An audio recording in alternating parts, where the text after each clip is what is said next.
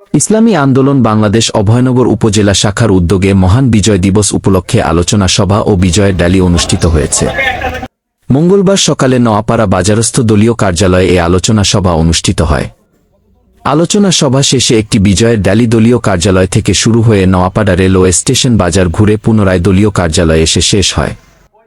র্যালিপূর্ব আলোচনা সভার সভাপতিত্ব করেন ইসলামী আন্দোলন বাংলাদেশ অভয়নগর উপজেলা শাখার সভাপতি মোকাররম শেখ। প্রধান অতিথি হিসেবে বক্তব্য রাখেন ইসলামী আন্দোলন বাংলাদেশের আমির পীর সাহেব চরমোনাই মনোনীত যশোর ৪ আসনের সংসদ সদস্য পদ প্রার্থী, হাতপাখা প্রতীকের প্রার্থী এবং ইসলামী আইনজীবী পরিষদের জয়েন্ট সেক্রেটারি ও বাংলাদেশ সুপ্রিম কোর্টের বিশিষ্ট আইনজীবী অ্যাডভোকেট মাওলানা বাইজিদ হোসেন। আজকে মানবিক মর্যাদার কথা বলা হয়েছে, যে মানবিক মর্যাদার জন্য বাংলাদেশ স্বাধীন হয়েছে। আমরা দেখতে পেয়েছি ঠিক ২৪শে গণ অভ্যুত্থানের আগেও দেখেছি, স্বাধীনতার পরে বাংলাদেশের আলেম সমাজ কি পরিমাণ অবমাননার অমর্যাদাকার জীবন যাপন করেছে।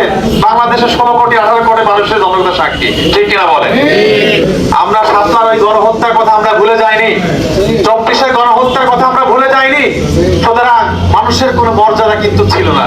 আজকে ৫৪ বছর পরে আমরা এই স্বাধীন দেশে দাঁড়িয়ে আমরা উদাত্ত কণ্ঠে ঘোষণা করতে চাই, দীপ্ত কণ্ঠে আমরা ঘোষণা করতে চাই, যতক্ষণ পর্যন্ত বাংলাদেশ থেকে দুর্নীতি দূর হবে না, যতক্ষণ পর্যন্ত বাংলাদেশ থেকে সন্ত্রাস দূর না হবে, যতক্ষণ পর্যন্ত বাংলাদেশ থেকে অবিচার অন্যায় দূর না হবে, ততক্ষণ পর্যন্ত ইসলামী আন্দোলন বাংলাদেশ মাঠ কখনো পারবে না ইনশাআল্লাহ।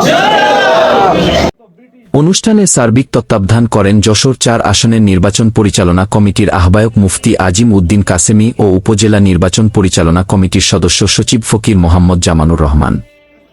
এ সময় উপস্থিত ছিলেন ইসলামী আন্দোলন বাংলাদেশ অভয়নগর উপজেলা শাখার সহসভাপতি মুফতি আশরাফ সাইদ কাসেমি, সাধারণ সম্পাদক হাফেজ মনিরুজ্জামান, সাংগঠনিক সম্পাদক হাফেজ আবদুল্লাহ বিশ্বাস, নোয়াপাড়া পৌর শাখার সাধারণ সম্পাদক ইঞ্জিনিয়ার মোশাররফ হোসেন মুকুল, উপজেলা প্রচার সম্পাদক সফিকুল ইসলাম খোকন, চলিশিয়া ইউনিয়ন শাখার সভাপতি আতিয়ার রহমান। এছাড়া ইসলামী আন্দোলন অভয়নগর উপজেলা ও নোয়াপাড়া পৌর শাখা এবং অঙ্গসহযোগী সংগঠনের বিভিন্ন পর্যায়ের নেতৃবৃন্দ উপস্থিত ছিলেন।